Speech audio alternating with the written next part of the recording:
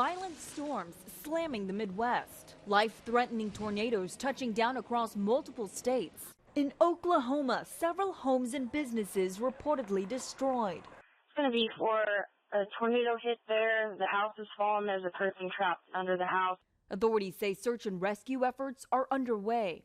In Smithville, Tennessee, a tornado ripping up trees and destroying homes. It was like a whistle from the tornado. It sounded like a whistle to me. And then there was just like loud noises everywhere. Further south in Texas, people still recovering from major flooding.